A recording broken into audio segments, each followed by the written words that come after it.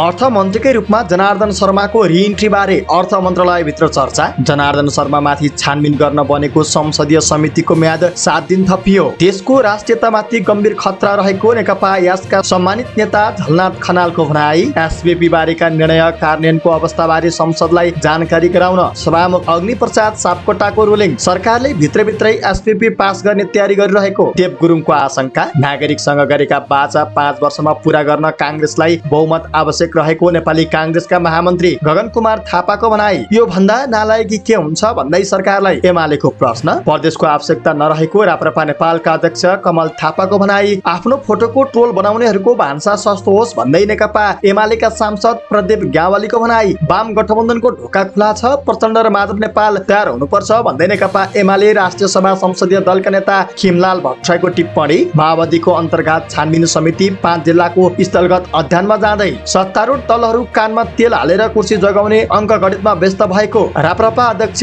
राजेन्द्र लिङदेनको भनाई। आप्रवासी श्रमिक सामाजिक सुरक्षाको दायरामा विप्रेषणको सदुपयोग गर्न नयाँ नीति। गभर्नरलाई अवैध भन्दै विद्यार्थीले गरे कार्टुन प्रदर्शन। साउन 21 गते भित्रै चौथो त्रैमासिकको वित्तीय प्रतिवेदन सार्वजनिक गर्न बैंकहरूलाई निर्देशन। कक्षा 10 को अन्तिम परीक्षा अर्थात् एसई नतिजा साउन 10 गते सार्वजनिक हुँदै डाक्टर अरानीको पाण्डेले ललितपुर 3 बाट स्वतन्त्र उम्मेदवारी दिने। ग्वारको फ्लाइओभरको काम भदौदेखि सुरु हुँदै वायु सेवा निगमले सञ्चय कोष र लगानी कोषलाई 1 अर्ब 35 करोड रुपियाँ किस्ता तिर्यो। निवर्तमान वडा अध्यक्षको शिलालेख मोह। आफ्नो कार्यकालको कामको विवरण राख्न खोज्दा विवाद। सुर्खेतको सामुदायिक जंगलमा मानव कंकाल फेला पर्यो। नक्कली फेसबुक आइडी बनाएर चरित्र हत्या गरेको आरोपमा 1 जना पक्राउ। पछिल्लो 24 घण्टामा थप 435 जनामा कोरोना पुष्टि। सक्रिय संक्रमितको संख्या 2500 जना भन्दा धेरै। कोरोना संक्रमणबाट बच्न स्वास्थ्य मन्त्रालयको 10 बुँदे अनुरोध। पछिल्लो समय लगातार बढिरहेको शेयर बजार बिहिबार झण्डै 6 अङ्कले घट्यो। रुसले नोर्ड स्ट्रिम 1 पाइपलाइनबाट युरोपलाई ग्यास दिन थाल्यो। युरोपेली देशलाई राहत। भारतको 15औं राष्ट्रपतिमा भारतको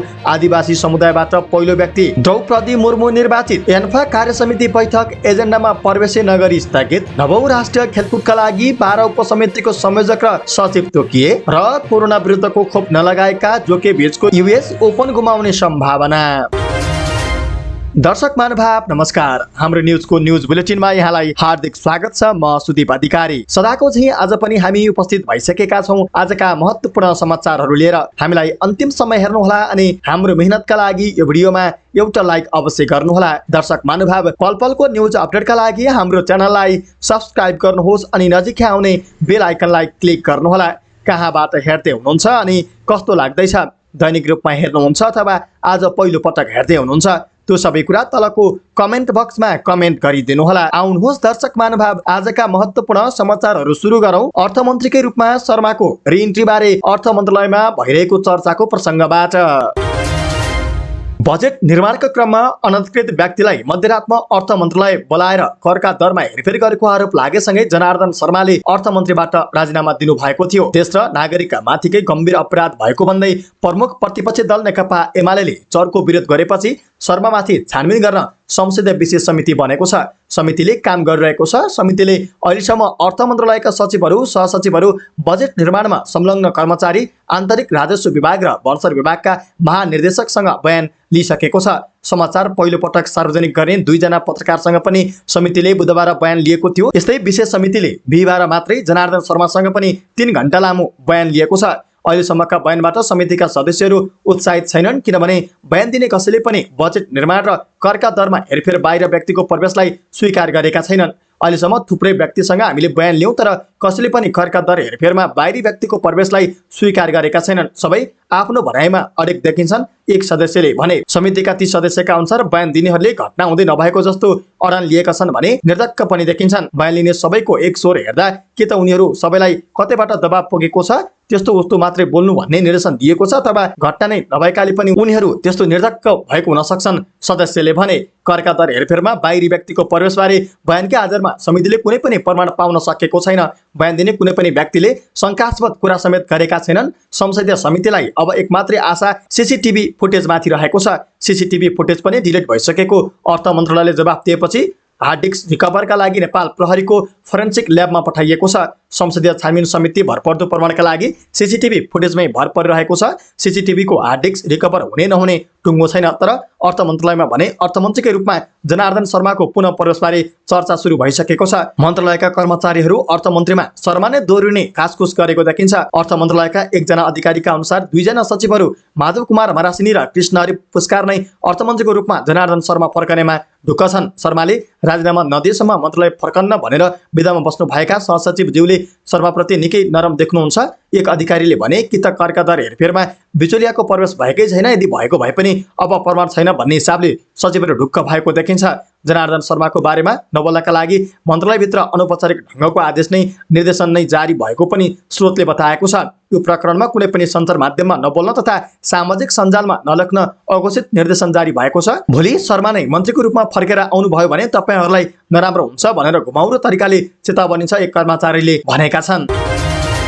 निवर्तमान अर्थमन्त्री जनार्दन शर्मामाथि छानबिन गर्न गठन भएको संसदीय छानबिन विशेष समितिको म्याद 7 दिन थप भएको छ। सभामुख अग्नि सापकोटाले म्याद थपका लागि राखेको प्रस्ताव प्रतिनिधि सभाले पारित गरेको छ। यसअघि समितिमा 10 दिनका लागि दिएको समय आज सकिँदैछ। तोकिएको समय सीमाभित्र समितिले काम पूरा गर्न नसकेपछि सभामुखले 7 दिनको समय थप गर्नु भएको छ। संसदीय समितिले आजसम्म पूर्व मन्त्री शर्मासहित सचिव, सहसचिव, बजेट निर्माणमा संलग्न कर्मचारी, राजस्व विभाग र भर्सर विभागका महानिर्देशक, पहिलोपटक समाचार लेख्ने पत्रकार लगायतसँग बयान लिएको छ। तर समितिले अहिलेसम्म बजेट निर्माणको क्रममा करका दर हेरफेर गर्ने काममा अनधिकृत व्यक्तिको संलग्नता पुष्टि हुने कुनै प्रमाण फेला पार्न सकेको छैन।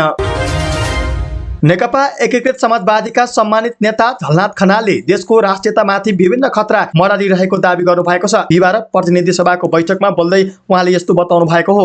सांसद खनालले अमेरिकी स्टेट पार्टनरशिप प्रोग्राम एसपीपी लिन्न भनेर मन्त्री परिषदले निर्णय गरिसकेपछि के कारणले पत्रचार गर्न रोक्यो भन्दै प्रश्न गर्नुभयो। उहाँले देशको क्याबिनेट भन्दा बाहिरतिर कतातिर कार्यकारी अधिकार छ भन्दै प्रश्न समेत गर्नुभयो। सांसद खनालले एसपीपी को बारेमा अमेरिकालाई पत्र तत्काल लेखेर नागरिकको भावनाको कदर गर्न आग्रह गर्नुभयो। उहाँले भन्नुभयो, देशको राष्ट्रियताका सामु अनेक प्रकारका खतरा मरारिरहेका छन्। हामीले एसपीपी लिन्नौ भनेर भनिसकेका छौँ। सदनबाट नै भनेको छ।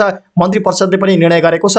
चाँडोभन्दा चाँडो पत्र लेख्छौँ र रोक्छौँ भनेर सरकारले भनेको हो। तर अहिलेसम्म पनि त्यो पत्र के कारणले लेख्न सकिएको छैन। हाम्रो देशको क्याबिनेट भन्दा बाहिरतिर कतातिर कार्यकारी अधिकार छ, के कारणले रोकिँदैछ? यसलाई गम्भीरतापूर्वक लिएर चाँडोभन्दा चाँडो समाधान गरियोस्। सांसद खनालले नेपालमा अहिले धेरै समस्याहरू गम्भीर बन्दै गएकाले तत्काल समाधान गर्ने बाटोमा सरकार जानुपर्ने उल्लेख गर्नुभयो।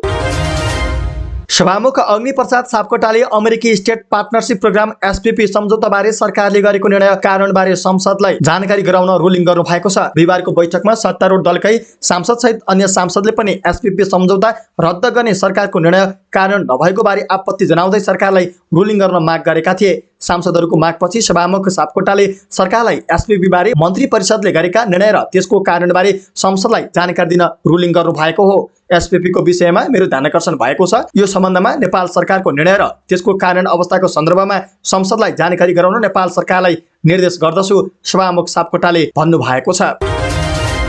नेकपा माओवादी केन्द्रका सांसद देव गुरुङले सरकारले भित्रभित्रै अमेरिकी स्टेट पार्टनरशिप प्रोग्राम एसपीपी सम्झौता गर्ने तयारी गरिरहेको आशंका गर्नु भएको छ। बिहिबार प्रतिनिधि सभा बैठकमा बोल्दै उहाँले यस्तो बताउनु भएको हो। सांसद गुरुङले भर्खरै परराष्ट्र मन्त्रालयकी प्रवक्ता सेवा लम्सालले एसपीपी सम्झौता गर्न नसक्ने कुराको पत्रचार अहिले नै गर्न नसकिने बताएको उल्लेख गर्दै फरक शीर्षकमा एसपीपी भित्रभित्रै सम्झौता गर्न लागेको आशंका व्यक्त गर्नुभयो। सांसद गुरुङले परराष्ट्र मन्त्रालयले पछिल्लो समयमा तत्कालै पत्रचार गर्न नसकिने र विभिन्न पक्षसँग संवाद, सल्लाह, परामर्श गरेर मात्रै गर्ने अभिव्यक्ति दुःखद रहेको बताउनुभयो। उहाँले परराष्ट्र मन्त्रालयको अभिव्यक्ति मन्त्री परिषदको निर्णय विपरीत भएको उल्लेख गर्नुभयो। उहाँले अविलम्ब एसपीपी सम्बन्धी पत्रचार गर्न रुलिङको माग गर्नुभयो। उहाँले भन्नुभयो, परराष्ट्र मन्त्रालयकी प्रवक्ताले एसपीपी सम्झौता नगर्ने भनेर पत्रचार गर्न नसकिने अभिव्यक्ति दिनुभएको छ।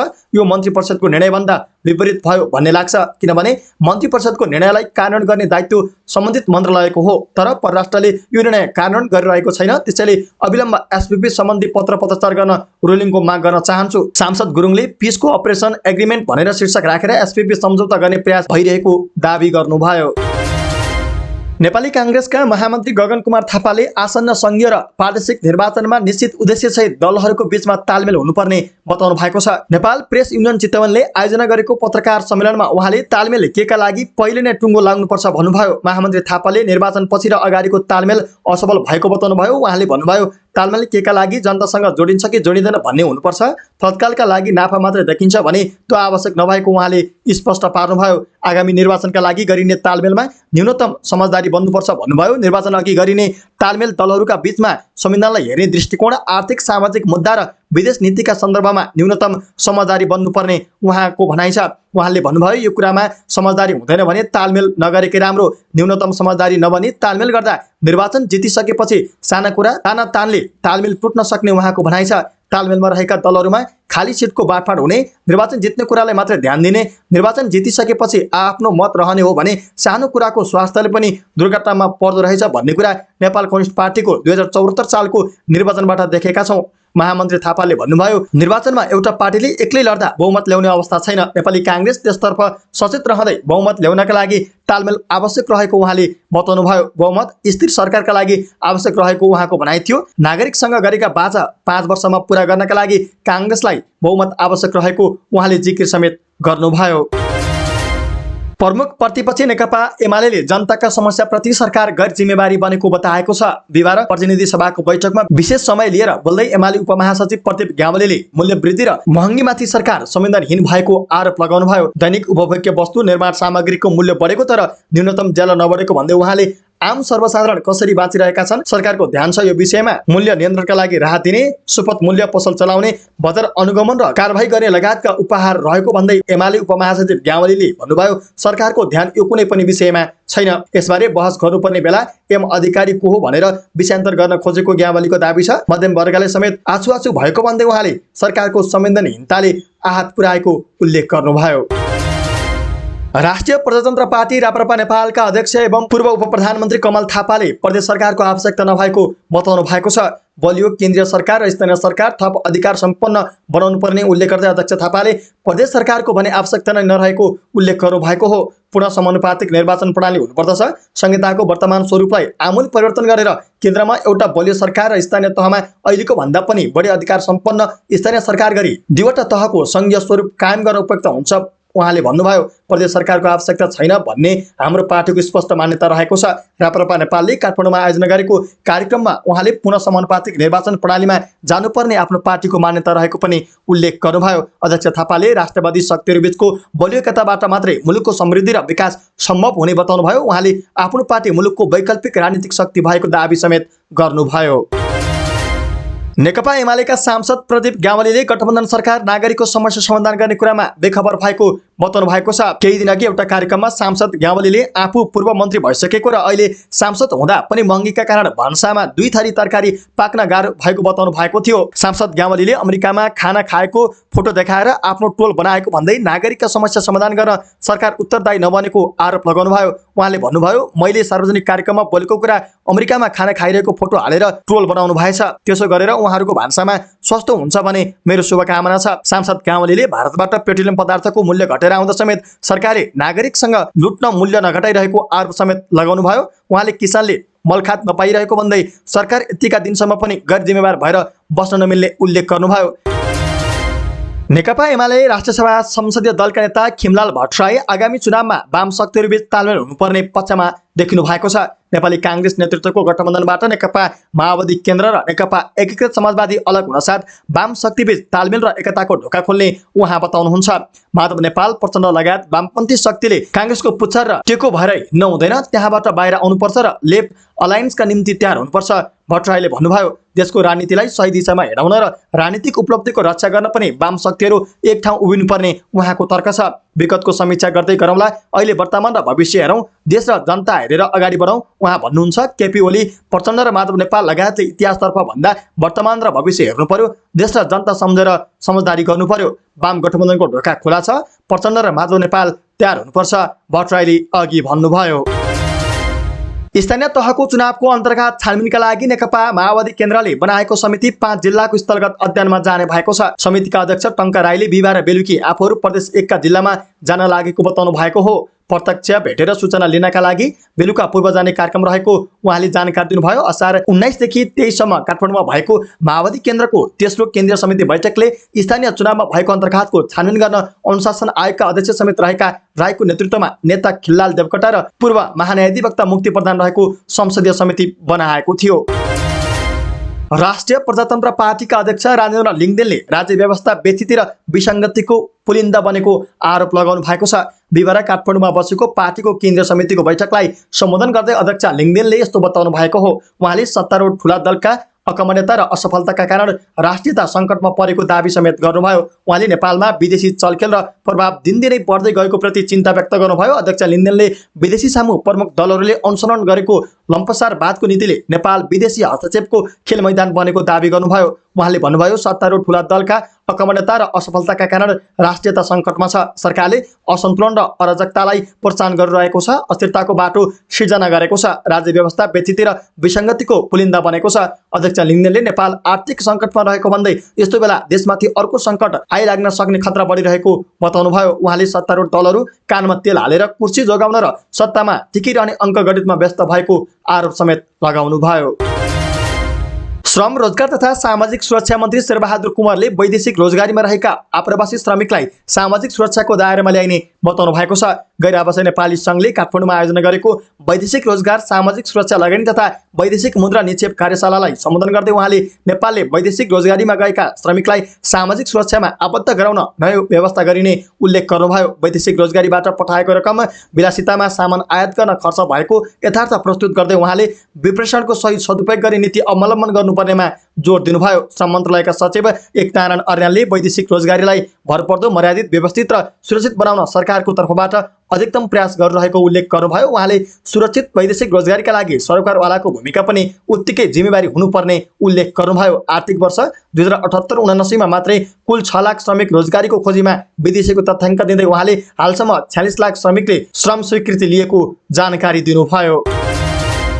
सत्तारूढ दलका विद्यार्थी संगठनले गभर्नर महाप्रसाद अधिकारी विरुद्ध कार्टुन प्रदर्शन गरेका छन्। नेकपा एमालेको अर्थ तथा योजना विभागका सदस्य रहेका एम अधिकारी भन्ने व्यक्ति गभर्नर महाप्रसाद अधिकारी नै रहेको जिकिर गर्दै उनीहरूले गभर्नरलाई अवैध भनेका छन्। नेपाली काङ्ग्रेस, नेकपा माओवादी केन्द्र, नेकपा एकीकृत समाजवादीको विद्यार्थी संगठनका नेताहरू ब्यानर र कार्टुन चित्र लिएर प्रदर्शनमा उत्रिएका थिए। उनीहरूले गभर्नरले राजीनामा दिनुपर्ने पनि बताएका छन्। गभर्नर अधिकारीले भने एमालेको अर्थ तथा योजना विभागका सदस्य आफू नभएको बताएका छन्। एमाले पनि आफ्नो विभागका सदस्य गभर्नर नभएको स्पष्टीकरण दिइसकेको छ। अब बैंक तथा वित्तीय संस्थाले आर्थिक वर्ष सकिएको 3 साता अर्थात् 21 दिनभित्रै चौथो त्रैमासिकको वित्तीय विवरण सार्वजनिक गर्नुपर्ने भएको छ। राष्ट्रिय बैंकले एकीकृत निर्देशन संशोधन गरी उक्त व्यवस्था गरेको हो। चौथो त्रैमासको अन्तरिम वित्तीय प्रतिवेदन, संक्षिप्त प्रतिवेदन आर्थिक वर्ष समाप्त भएको 21 दिनभित्र प्रकाशन गर्नुपर्ने छ, राष्ट्रिय बैंकको निर्देशनमा भनिएको छ। यसअघि यस्तो प्रतिवेदन आर्थिक वर्ष समाप्त भएको मितिले 1 महिना अर्थात् 30 दिनभित्र सार्वजनिक गर्नुपर्ने व्यवस्था थियो। उक्त अवधि घटाएर राष्ट्रिय बैंकले 21 दिनभित्र सार्वजनिक गर्न बैंक तथा वित्तीय संस्थालाई निर्देशन दिएको हो। यस्तै चौथो त्रैमासिकको वित्तीय प्रतिवेदन प्रकाशित गर्ने समय अर्थात् म्याद घटाए पनि अरू त्रैमास पहिलो, दोस्रो र तेस्रो प्रतिवेदन 7 दिनभित्र प्रकाशित गर्नुपर्ने पुरानो व्यवस्था यथावत नै रहेको छ। राष्ट्रिय परीक्षा बोर्डले यस वर्षको माध्यमिक शिक्षा परीक्षा एसई को नतिजा साउन 10 गतिभित्र सार्वजनिक गर्ने तयारी गरेको छ। बोर्डका अध्यक्ष डाक्टर महाश्रम शर्माले एसई को नतिजा सार्वजनिक गर्नका लागि आवश्यक काम भइरहेको जानकारी दिनुभयो। उहाँले नतिजामा प्राविधिक रूपमा कुनै समस्या नआओस् भनेर विद्यार्थीको विवरणहरू रुजु गर्ने कामलाई कडाइका साथ निगरानी गरिरहेको बताउनुभयो। अध्यक्ष शर्माले भन्नुभयो, विगतमा नतिजा सार्वजनिक भएपछि कहिले जन्ममिति, कहिले अङ्क त कहिले के मिस्टेक भयो भन्दै सच्याउन आउनेको भिड हुन्थ्यो। त्यसलाई मध्यनजर गर्दै बरु केही दिन नतिजा ढिला होस् तर नतिजा सार्वजनिक भएपछि सकेसम्म विद्यार्थीले विभिन्न विवरण सच्याउन फेरि धाउन नपरोस् भनेर यसपटक अलि कडाइका साथ विवरण रुजु गर्ने काम भइरहेको छ। उहाँले सबै विवरण रुजु गरेर अन्तिम पटक पुनः जाँच गरेपछि आउँदो हप्ताको सुरुमै नतिजा सार्वजनिक गर्ने गरी तयारी भएको बताउनुभयो। पालिका चुनावका कारणले पनि केही दिन नतिजा पर धकेलिएको उहाँको भनाइ छ। शिक्षाका कर्मचारीदेखि उत्तर पुस्तिका परीक्षणको जिम्मेवारी पाएका शिक्षक शिक्षिका चुनावमा खटिएकाले उत्तर पुस्तिका परीक्षणमा पनि केही ढिला हुँदा नतिजा सार्वजनिक गर्न पनि केही दिन ढिलाइ हुन गएको उहाँको भनाइ छ। डाक्टर शर्माले भन्नुभयो, हाम्रो लक्ष्यभन्दा केही दिन नतिजा ढिलो भए पनि शैक्षिक क्षेत्रलाई असर पर्ने गरी ढिला हुँदैन। हामी नतिजा सार्वजनिक गर्ने अन्तिम तयारीमै छौँ। आउँदो हप्ताको सुरुमै नतिजा सार्वजनिक गर्ने तयारीमा छौँ उहाँले भन्नुभयो। एसईका परीक्षा नियन्त्रक अर्जुन रायमाझीले नतिजा सार्वजनिक गर्ने अन्तिम तयारीमा रहेको बताउँदै कुनै समस्या नआए 10 गतिभित्र र अन्यथा 12 गतिभित्र नतिजा सार्वजनिक गर्ने उल्लेख गर्नुभयो। विभिन्न विषयका विज्ञ डाक्टर अरानीको पाण्डेले आउँदो प्रतिनिधि सभाको चुनावमा ललितपुर क्षेत्र नम्बर 3 बाट स्वतन्त्र उम्मेदवारी दिनुहुने भएको छ। पाण्डेले बिहिबार सामाजिक सञ्जाल मार्फत आफूले ललितपुर 3 बाट उम्मेदवारी दिने घोषणा गर्नुभएको हो। जलवायु परिवर्तन, वातावरण र दिगो विकास जस्ता क्षेत्रमा देश विदेशमा हासिल गरेका दक्षता र अनुभवले देशको सेवा गर्ने पाण्डेले उल्लेख गर्नुभएको छ। पाण्डेले विश्वकै प्रतिष्ठित हार्वर्ड विश्वविद्यालय र वेक्सिन विश्वविद्यालयबाट स्नातक गर्नु भएको छ। यस्तै MIT-बाट विद्यावारिधि गर्नु भएको छ भने उहाँले भर्जिनिया विश्वविद्यालयमा प्राध्यापक गर्नु भएको छ। उहाँले काठमाडौँ उपत्यकाको वायु प्रदूषणबारे अनुसन्धान र विद्यावारिधि गर्नु भएको छ। यस्तै डाक्टर पाण्डेले विश्व स्वास्थ्य संगठन, संयुक्त राष्ट्र संघीय विकास कार्यक्रम लगायतका दात्री निकायमा उहाँले विज्ञ र सल्लाहकारको रूपमा काम गरिसक्नु भएको छ। ग्वारको फ्लाइओभरको काम आउँदो भदौदेखि सुरुवात गरिने भएको छ। सरकारको लगानीमा पहिलो पटक यो फ्लाइओभर बनाउन लागि हो। वैदेशिक लगानीमा यसअघि नागढुङ्गा सुरुङ मार्ग आयोजना अन्तर्गत फ्लाइओभरको निर्माण अघि बढाइएको थियो। गएको आर्थिक वर्षमा नै ठेक्का भइसकेको निर्माण कम्पनी आफैले डिजाइन गरेको गुणस्तर अनुसन्धान तथा विकास केन्द्रले जनाएको छ। निर्माण कम्पनीले तयार गरेको डिजाइन प्रतिक्रियाका लागि सरकारलाई पेश गरिएको केन्द्रका senior division engineer CDE Saurabh बज्राचार्यले बताउनुभयो। सरकारले दिएको सुझाव समेटेर पुनः डिजाइन आउने र यसपछि निर्माणमा जाने भएको छ। डिजाइन स्वीकृत भएपछि निर्माणमा जाने र त्यसको 1.5 वर्षमा सम्पन्न गरिने उहाँले बताउनुभयो। यसको अवधि 2 वर्ष रहेकोमा 4 महिना सकिएर 20 महिना मात्रै बाँकी छ। उहाँले भन्नुभयो तयारीका लागि अहिलेसम्म समय तालिका भन्दा ढिला छैन। डिजाइन आएपछि केन्द्रले 21 दिनभित्रमा डिजाइन स्वीकार गर्नुपर्ने उहाँको भनाइ छ। विभागीय प्रक्रिया पूरा गरेर केन्द्रले साउनको अन्तिम सम्ममा स्वीकृत दिनेछ। उहाँले भन्नुभयो भदौदेखि नै कम्पनीले भौतिक काम सुरु गर्न सक्नेछ। नेपाल वायु सेवा निगमले पछिल्लो पटक 2079 असार 30 गते कर्मचारी सञ्चय कोष र नागरिक लगानी कोषलाई तिर्नुपर्ने ऋण दायित्वको किस्ता बापतको 1 अर्ब 35 करोड रुपियाँ भुक्तानी गरेको छ। कर्मचारी सञ्चय कोष र नागरिक लगानी कोषबाट जहाज खरिदका निम्ति ऋण लिएकोमा कर्मचारी सञ्चय कोषलाई न्यारो बढी जहाज खरिद बापतको 45 करोड र वाइड बढी जहाज खरिद बापतको 45 करोड रुपियाँ गरी जम्मा 90 करोड किस्ता बापतको रकम भुक्तानी गरिएको निगमले जनाएको छ। त्यसैगरी नागरिक लगानी कोषलाई पनि वाइड बढी जहाज खरिद गर्दाको ऋण दायित्वको किस्ता बापतको 45 करोड रुपियाँ भुक्तानी भएको छ। कोरोना महामारीका कारण विश्व उडान बजार नै धराशायी भएकाले समयमै किस्ता तिर्न नसकिएको निगमले जनाएको छ। पछिल्लो समय कोरोना सम्बन्धी स्वास्थ्य मापदण्डमा आएको विश्वव्यापी खुलापनसँगै अन्तर्राष्ट्रिय उडानमा सहजता, सिट अकुपेन्सी दरमा सुधार, उडानमा भएको सामान्यीकरण तथा नियमिततासँगै आम्दानीमा समेत तुलनात्मक बढोत्तरी भएको कारण किस्ता तिर्न सहज भएको निगमले जनाएको छ। नेपालगञ्ज उपमहानगरपालिका वडा नम्बर 12 मा शिलालेखको विषयमा विवाद उत्पन्न भएको छ। निवर्तमान वडाध्यक्ष बुद्धिसागर सुवेदीले आफ्नो कार्यकालको कामको शिलालेख राख्न खोज्दा बिहिबार तनाव उत्पन्न भएको हो। निवर्तमान वडाध्यक्ष सुवेदीको नेतृत्वमा आएको एक समूहले वडा कार्यालयको भित्तामा जबरजस्ती तोडफोड गर्दै शिलालेख राख्न लागेपछि मात्रै आफूहरूलाई जानकारी भएको वडाध्यक्ष तरुण बज्राचार्यले जानकारी दिनुभयो। निवर्तमान वडाध्यक्ष सुवेदीले नागरिकको सहयोगबाट वडा कार्यालयले ट्र्याक्टर खरिद गरेको जानकारी दिँदै सहयोगी दाता र उपभोक्ता समिति तथा वडा समितिको नाममा भएको शिलालेख राख्न नदिनु दुःखद भएको प्रतिक्रिया दिनुभयो। उहाँले विगतमा शिलालेख राख्न समय अभाव भएपछि वर्तमान वडा नेतृत्वलाई शिलालेख राख्न सहयोग गर्दिन लिखित अनुरोध गरे पनि सुनवाई नभएपछि स्थानीयहरू आफै शिलालेख राख्न बाध्य भएर आएको दावी गर्नुभयो। शिलालेखको विषयमा सहमति नभएपछि तयार पारिएका 3वटै शिलालेख जिल्ला प्रहरी कार्यालय बाँकेको संरक्षणमा राखिएको छ। सुर्खेतको सामुदायिक जंगलमा मानव कंकाल फेला परेको छ। भिरीगंगा नगरपालिका 10 साततली स्थित गौरीशंकर सामुदायिक जंगलमा बिहिबार दिउँसो मानव कंकाल भेटिएका कर्णाली प्रदेश प्रहरीले जनाएको छ। प्रदेश प्रहरी कार्यालयका प्रवक्ता एवं प्रहरी उपरीक्षक हिराबहादुर पाण्डेका अनुसार स्थानीयहरू च्याउ खोज्न गएको बेला मानव शरीरको अस्थिर पन्जर देखेपछि प्रहरीलाई खबर गरेका थिए। खबर पाए लगत्तै इलाका प्रहरी कार्यालय छिन्चुबाट प्रहरी निरीक्षकको कमान्डमा 5 जनाको टोली खटिएको थियो। उक्त मानव कंकाल पुरुष व्यक्तिको भएको र त्यो 3-4 महिना पुरानो भएको एसपी पाण्डेले जानकारी दिनुभयो। कंकाल छरिएको अवस्थामा फेला परेको थियो। अहिले जनप्रतिनिधिको रोहबरमा घटनास्थलबाट मुचुल्क गरी कंकाललाई कार्यालयमा लगिएको छ। घटनाबारे अनुसन्धान भइरहेको प्रहरीले जनाएको छ।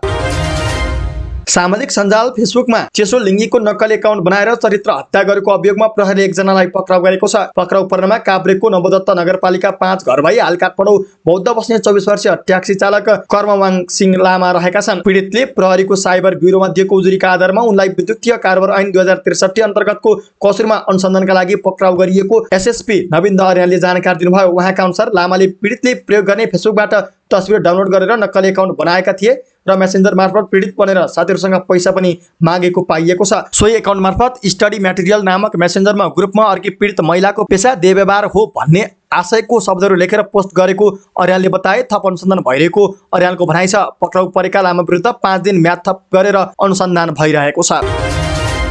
पछिल्लो 24 घण्टामा 435 जनामा कोरोना भाइरसको संक्रमण पुष्टि भएको छ। पीसीआर र एन्टिजन गरी 3569 जनाको नमुना परीक्षण गर्दा 435 जनामा संक्रमण पुष्टि भएको स्वास्थ्य तथा जनसङ्ख्या मन्त्रालयले जनाएको छ। 24 घण्टामा कोरोना भाइरसको संक्रमणका कारण कसैको पनि ज्यान गएको छैन। यही अवधिमा 56 जना संक्रमित निको भएका छन्। अहिले नेपालमा 2537 जना सक्रिय संक्रमित रहेका छन्। पछिल्लो 24 घण्टामा कोरोना भाइरस विरुद्ध खोप लगाएको विवरण प्राप्त नभएको स्वास्थ्य मन्त्रालयले जनाएको छ। स्वास्थ्य तथा जनसङ्ख्या मन्त्रालयले कोरोना भाइरस संक्रमण दैनिक बढिरहेकाले सावधानी अपनाउन अनुरोध गरेको छ। मन्त्रालयका सहप्रवक्ता डाक्टर समीर कुमार अधिकारीले बिहिबार स्वास्थ्य सुरक्षाका मापदण्ड अपनाउने बारे 10 बुँदे सूचना जारी गर्नु भएको छ। अनुरोध पत्र अनुसार सरकारी गैर सरकारी सबै कार्यालयहरूमा तथा मानिसको भिडभाड हुने ठाउँहरूमा अनिवार्य मास्क प्रयोग र प्रवेशद्वारमा सेनिटाइजरको व्यवस्था गर्नुपर्ने, विमानस्थल, हवाई लगायत सार्वजनिक यातायातमा मास्क र सेनिटाइजरको व्यवस्था अनिवार्य गर्ने लगायतका रहेका छन्। मन्त्रालयले अन्तर्राष्ट्रिय हवाई तथा स्थलगत प्रवेश नाकाहरूमा निगरानी बलियो र प्रभावकारी बनाउन निर्देशन दिएको छ। यस्तै मन्त्रालयले गोष्ठी, सेमिनार, बैठक जस्ता भिडभाड हुने स्थान, विद्यालय, विश्वविद्यालय, धार्मिक स्थलमा पनि मास्कको अनिवार्य प्रयोग गर्न उल्लेख गरेको छ। पछिल्लो समय लगातार सामान्य बढिरहेको शेयर बजार बिहिबार भने घटेको छ। शेयर बजार परिसूचक नेप्से बिहिबार 5.87 अङ्कले घटेर 2044.72 बिन्दुमा झरेको छ। बिहिबार बैंकिङ र अन्य समूहको शेयर सामान्य बढे पनि अरू सबै समूहको शेयर घटेको छ। 225 वटा कम्पनीका 39,08,000 किता शेयर 1,64,26,00,000 रुपियाँमा कारोबार भएको छ। सबभन्दा धेरै शिवम सिमेन्टको 17 करोड रुपियाँको शेयर किनबेच भयो। बिहिबार किसान लघुवित्तको शेयर झन्डै 5.5% घटेको छ। समग्रमा बजार घटे पनि सेन्ट्रल फाइनान्सको शेयर भने 3% भन्दा धेरैले बढेको छ। रुसले बन्द गरेको 10 दिनपछि मुख्य पाइपलाइनबाट युरोपमा ग्यास निर्यातलाई निरन्तरता दिएको छ। मर्मत गर्न भन्दै रुसको मुख्य ग्यास कम्पनी गाजप्रोमले मुख्य पाइपलाइन नोर्ड स्ट्रिम 1 मार्फत हुने ग्यास निर्यात 10 दिनदेखि रोकेको थियो। क्याप्रोसले बिहिबार युरोपमा ग्यास निर्यात सुरु गरेको बीबीसीले जनाएको छ। तर पाइपलाइनको क्षमताको 40% ग्यास मात्रै रुसले युरोपलाई पठाइरहेको खबरमा उल्लेख छ। रुसले मर्मतका लागि नोर्ड स्ट्रिम 1 मार्फत ग्यास निर्यात रोकेपछि युरोपेली देशले रुसलाई इन्धनमा राजनीति गरेको आरोप लगाउँदै रुसको ग्यास प्रयोगमा 7 महिनाभित्रमा 15%ले कम गर्ने चेतावनी दिएका थिए। गएको वर्ष रुसले युरोपमा माग हुने ग्यासको 40% हिस्सा ओगटेको थियो। तर गएको फेब्रुअरीमा युक्रेनमा आक्रमण गरेको विरोधमा युरोपेली देशले रुसी ग्यासमाथिको निर्भरता कम गर्ने प्रयास गरिरहेका छन्। जर्मनीले ग्यासमा रुसमाथिको निर्भरतालाई 55%बाट 35%मा झारिसकेको छ। युरोपका केही देशले पनि बिस्तारै रुसी इन्धनमाथिको निर्भरता कम गर्ने वैकल्पिक उपायको खोजी गरिरहेका छन्।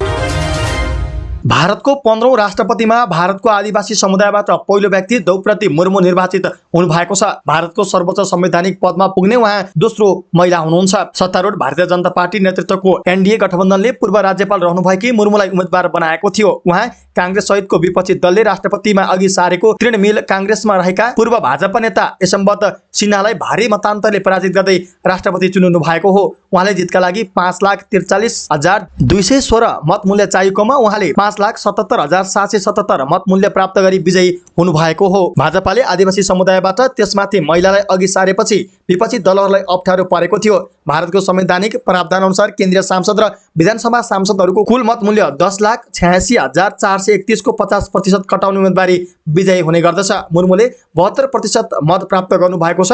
उहाँका प्रतिद्वन्दी सिन्हाले 2,61,062 मतमूल्य प्राप्त गरेका छन्।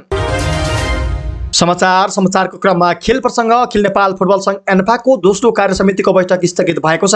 ललितपुरको एन्फा मुख्यालयमा हिजो बसेको बैठक एजेन्डामा प्रवेश नै नगरी स्थगित भएको हो। दोस्रो कार्यसमिति बैठकमा विभिन्न 18 एजेन्डा तय भएका थिए। एन्फा मुख्यालयमा बिहान 7 बजे बैठक बस्ने भनिए पनि बैठक ढिलो गरी सुरु भएको हो। ढिलो गरी सुरु भएको बैठक एजेन्डामा प्रवेश नगरी स्थगित भएको वरिष्ठ उपाध्यक्ष वीरबहादुर खड्काले जानकारी दिनुभयो। पहिलो पटक एजेन्डा र सूचना सहित एन्फा कार्यसमितिको बैठक डाकिएको थियो। यसअघि गएको सोमबारका लागि तय भएको बैठक अध्यक्ष पङ्कज विक्रम नेमाङ अचानक बिरामी परेपछि स्थगित भएको थियो। चुनावपछि भएको शपथ ग्रहण लगत्तै बसेको पहिलो बैठकले विवादास्पद रूपमा केही महत्त्वपूर्ण निर्णय गरेपछि आयोजित भएको नयाँ नेतृत्वको दोस्रो बैठकलाई अर्थपूर्ण रूपमा हेरिएको छ। बैठकका लागि विभिन्न एजेन्डा तय भए पनि छलफल भने भागभण्डामै केन्द्रित हुने पक्का छ। प्रमुख कार्यकारी अधिकृत, सीओ, 3 सह महासचिव, प्रवक्ता र विभिन्न मनार्थ पदमा कसलाई नियुक्त गर्ने भन्ने विषयमा एन्फा बैठकमा छलफल हुने बताइएको छ।